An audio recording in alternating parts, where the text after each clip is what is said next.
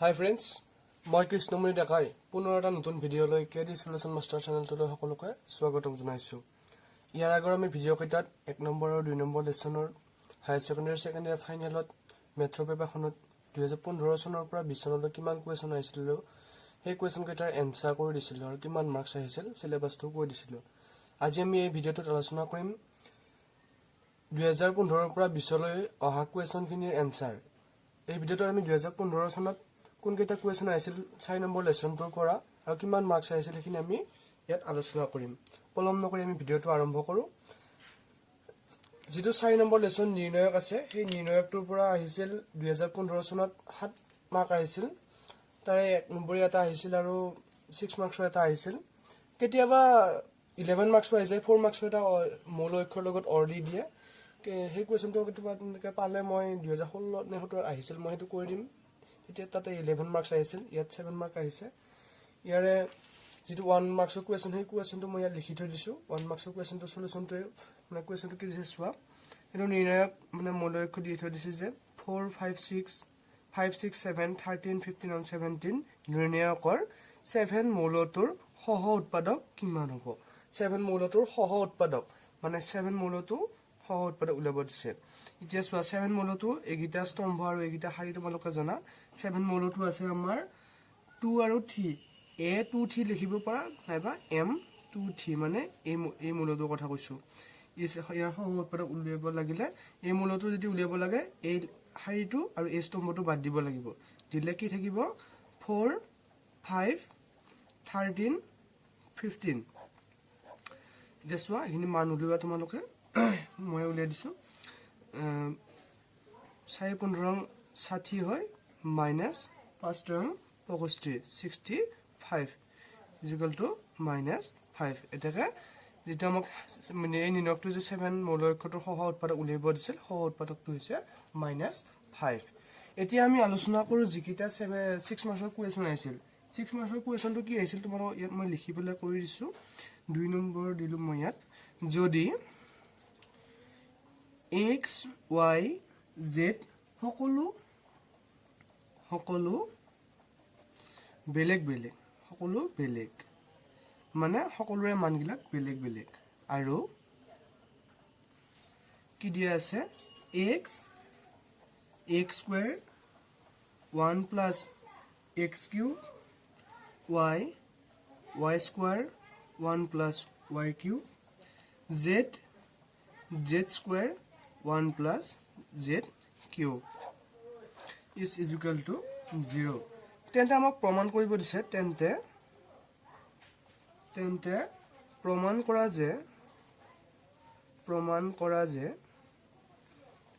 যে x y z is equal to -1 বুলি আমাক প্ৰমাণ কৰিব দিছে। এতিয়া চোৱা আমি সলিউশনটো কৰো। সলিউশন চোৱা প্ৰথমতে যেটো এটো 6 মাৰ্কছৰ কোৱেশ্চন গতিকে গিভেন ডেট বুলি তোমালোকে কি দিয়া আছে নি লিখি লবা। Given x square 1 plus x cube y square 1 plus y cube z square 1 plus z cube নিৰ্ণয়কটো দিয়া আছে is equal to 0 দিয়া আছে। এতিয়া চোৱা ইয়াত আমাৰ যেটো মান দিয়া আছে সেই মানটো আমি কেনেদৰে লিখিব পাৰো। this implies x square 1 y square 1 z square 1 plus x square x cube y square y cube z square z cube is equal to 0 কিয় লিখিব পাৰো জানা না তোমালোকে। এই ইয়াৰ আগত যে আছিল ইয়াত 1 plus x cube আমি মানে এটো ভগাই দিছো। 1 plus x cube টো আমি প্লাস টো মাজত দি কিনে আমি ভগাই দিছো।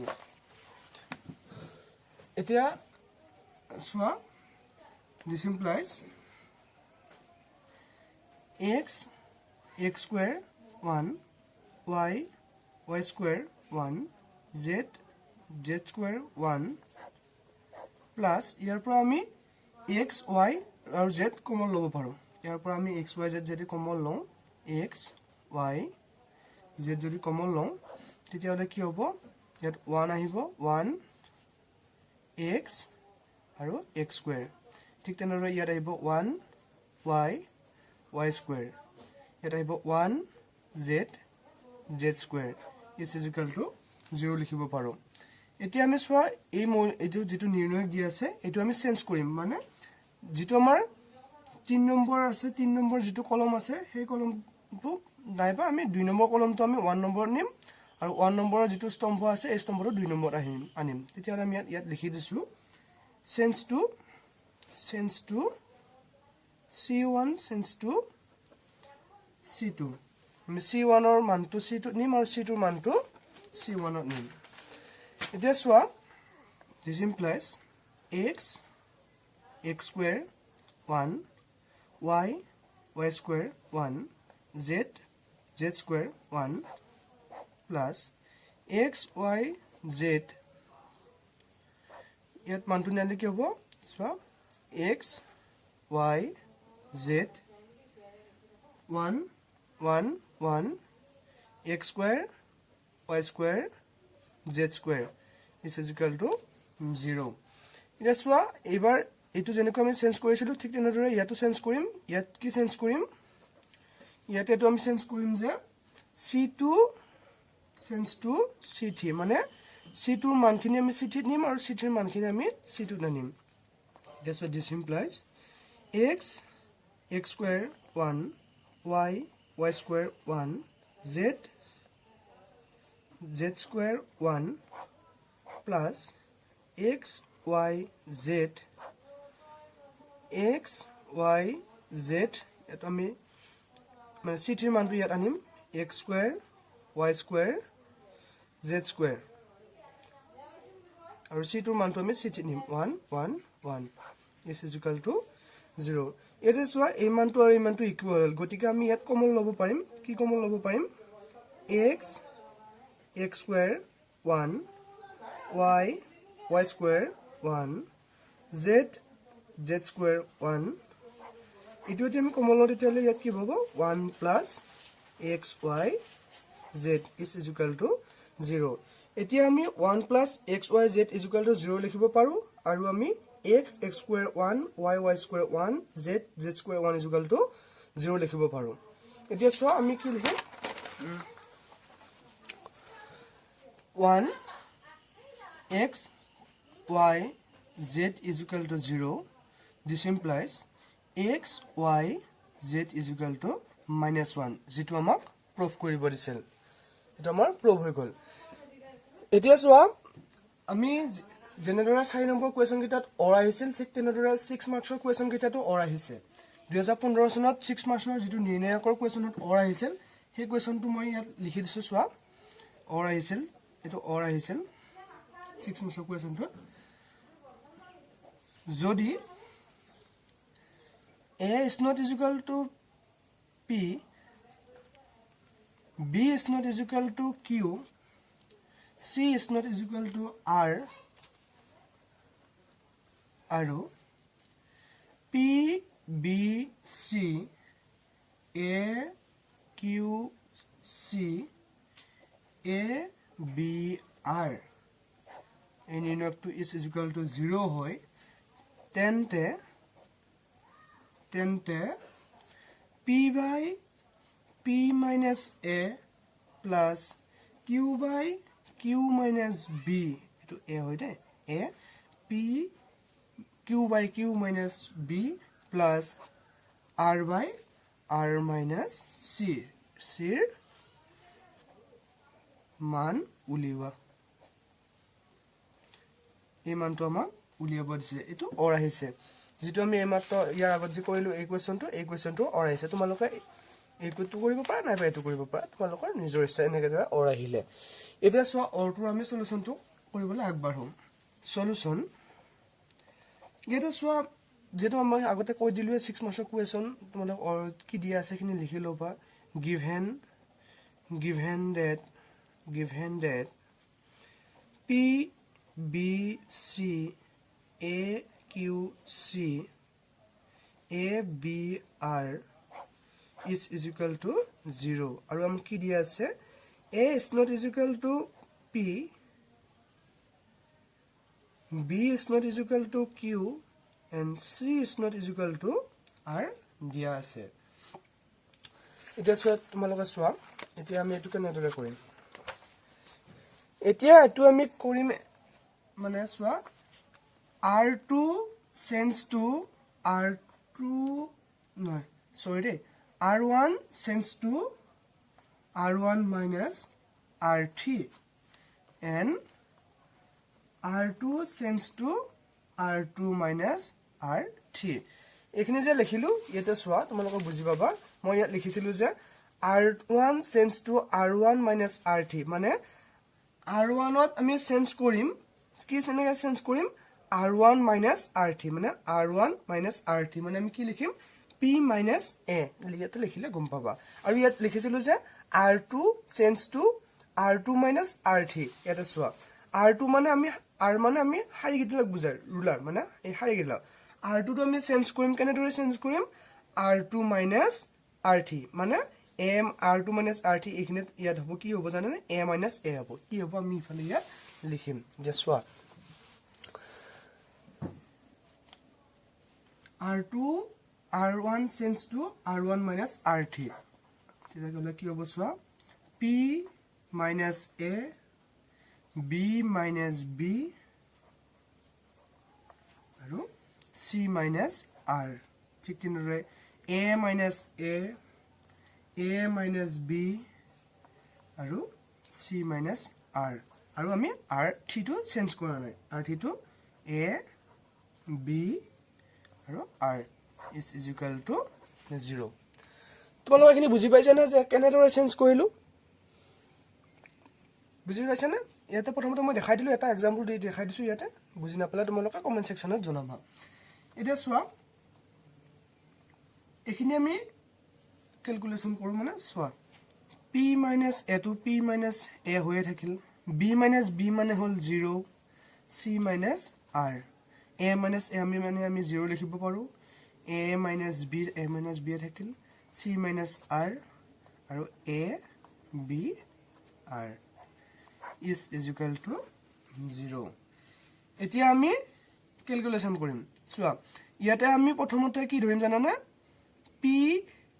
minus a to ধৰিম p minus a to ধৰিলে মানে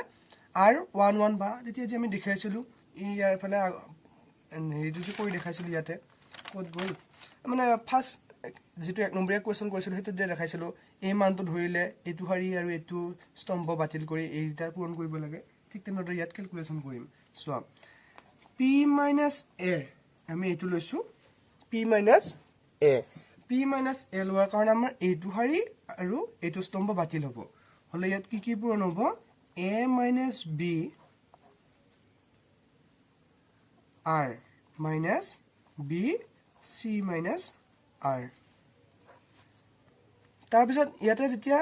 এনেদৰে পূৰণ কৰিলে সূত্ৰটো আছে তাৰ পিছত মাইনাস হয় তাৰ পিছত আকৌ প্লাস হয় যেহেতু ইয়াত 0 আছে -0 ইনটু যিমান কৰিলেও 0 হ'ব গতিকে এটো আমি নিলিখো মানে লিখি দেখাইছো সোৱা -0 ইনটু যদি এটো 0 ধৰাৰ লগে তুমি এটো লাইন বাদ দিব লাগিব আৰু এটো স্তম্ভ বাদ দিব লাগিব দিয়াৰ লগে লগে তুমি সোৱা 0 c minus r minus 0 c minus so no 0 minus r হ'ব ৰে 0 r তাৰ পিছত a into c minus r হ'ব so ইয়াৰ লগত জিয়ে পূৰণ নকৰো কি ইফালে ভিতৰত কি থাকা আমাৰ হেতু সোৱা দৰকাৰ নাই যেহেতু ইয়াৰ আগত 0 ৰে ডিভাইড হৈ আছে গতিকে এটো ইয়াৰ মানটো obviously 0 ওলাব তাৰ পিছত সোৱা তাৰ পিছত হ'ব প্লাস c minus r ধৰিলে এটো স্তম্ভ আৰু এটো হাৰি কেনসেল হ'ব হলে সোৱা c minus r যেতিয়া ধৰিম তেতিয়া কি হ'ব 0 into b minus a a into a minus b হ'ব এতিয়া এখিনি চোৱা is equal to আমি কি লিখিব পাৰো 0 এখিনি পূৰণ কৰিলে কি হ'ব r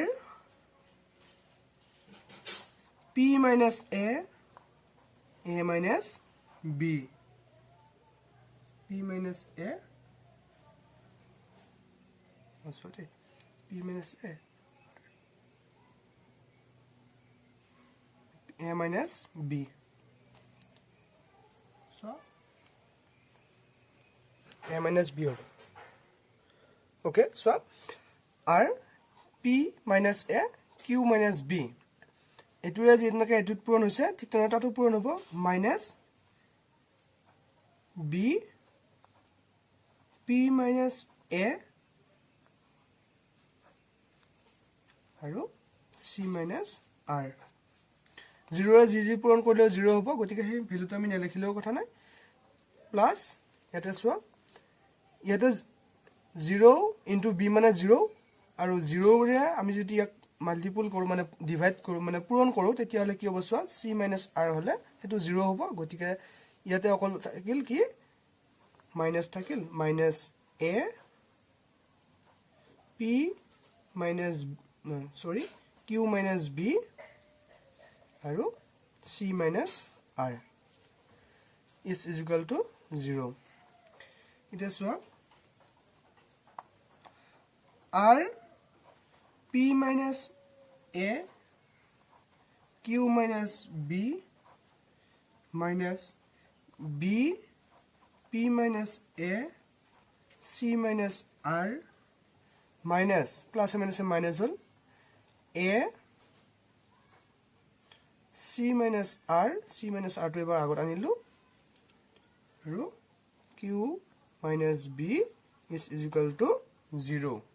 0 to তলত দিছে মোৰ এখিনি ঠাই নিকুলাৰ বাবে মই ইয়াত এখিনি তলত লিখি দিছো মানে কুলালে তেনেকৈ লিখিবা এতিয়া তাৰ পিছত আমি চোৱা আমি আটাইকে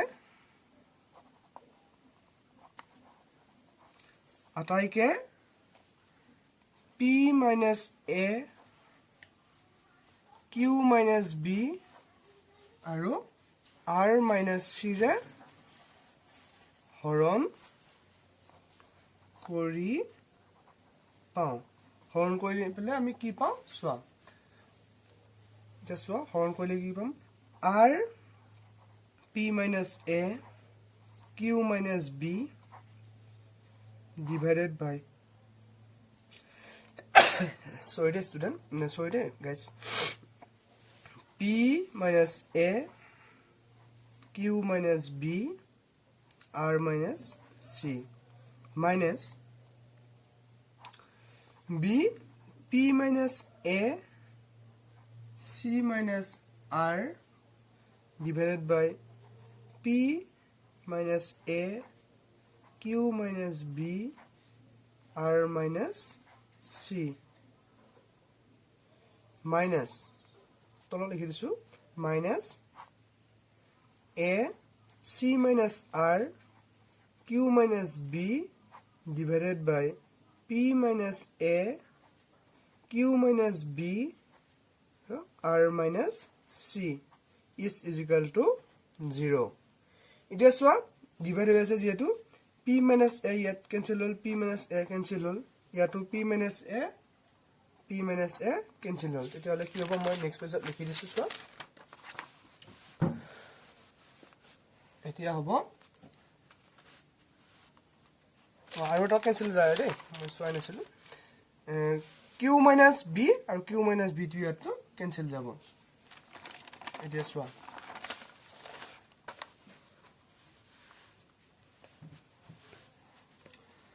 কি লাগি থাকিল যায়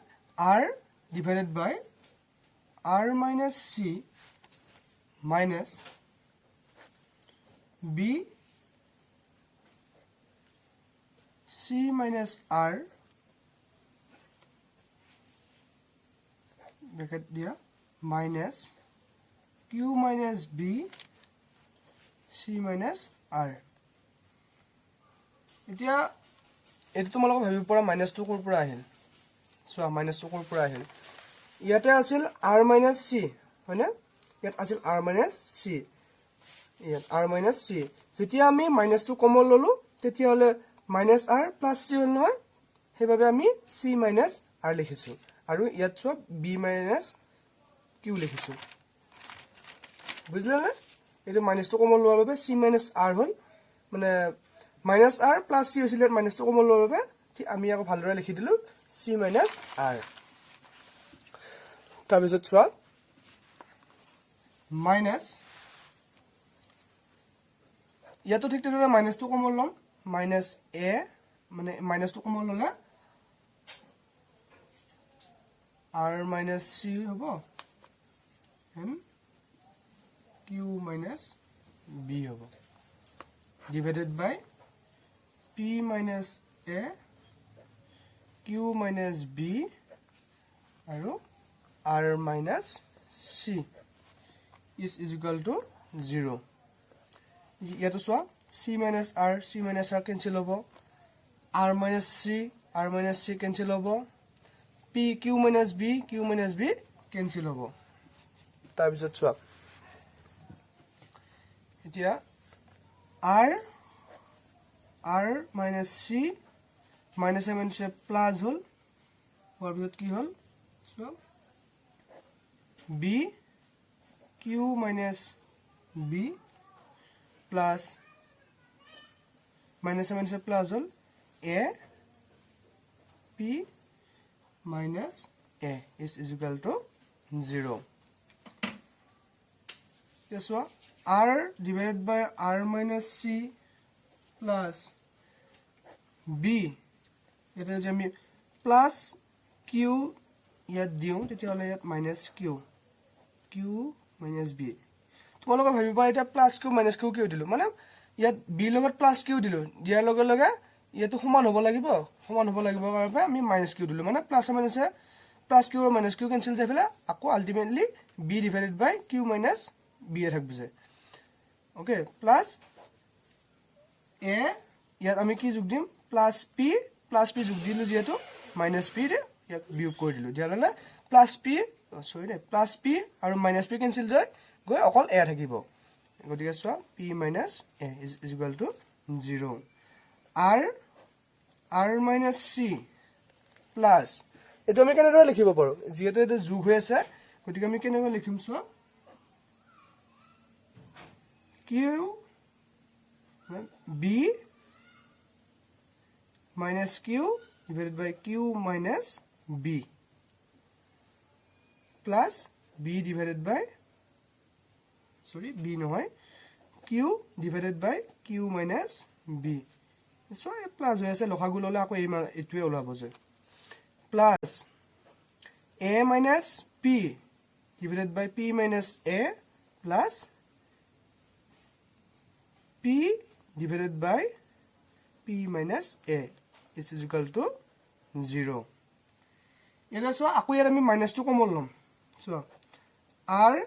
r minus c plus উপৰত যদি আমি minus 2 কমন লওঁ তেতিয়া কি হ'ব q minus b divided by q minus b plus q by q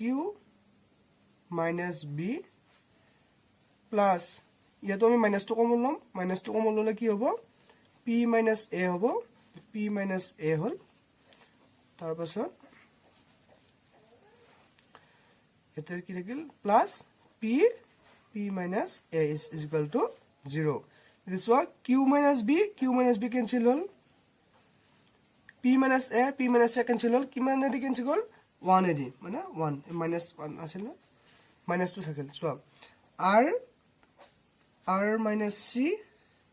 plus q minus b plus p minus a কিমান বাৰ আছিল ইয়াত minus 1 এটা আছে নহয় minus 1 ইয়াতো minus 1 বাৰ গৈছে গতিকে minus 1 is equal to 0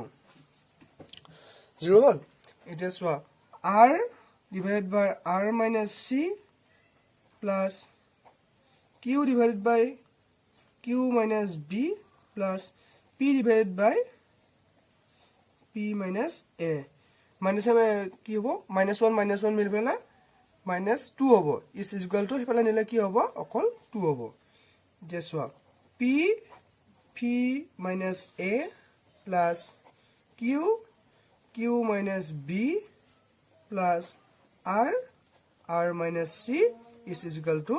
2 যেটো আমাক উলিয়াব দিছিল এটো আমাক উলিয়াব দিছিল এটো ইয়াতে আনসাৰটো ৰৈ যায় কিন্তু মই এটা হাৰি পাতি লিখাৰ বাবে আৰু এক লাইন বেছি হ'ল তোমালোকে আশা কৰো মই এই যিটা তিনটা অংক বুজাবলৈ চেষ্টা কৰিলে এইটা হয়তো তোমালোকে আশা কৰো বুজি পাইছা মানে 2015 চনত যিখিনি ইকুৱেচন আহিছিল নিৰ্ণয়কৰ পৰা 7 মাৰ্কছৰ তাৰে এটা 6 মাৰ্কছ আৰু 1 মাৰ্কছ আছিল 6 মাৰ্কছৰ যেটো অৰ আছিল হেবে মই এই গোটা কিটা অংক কৰি দিবলৈ ট্ৰাই কৰিলো 2015 চনত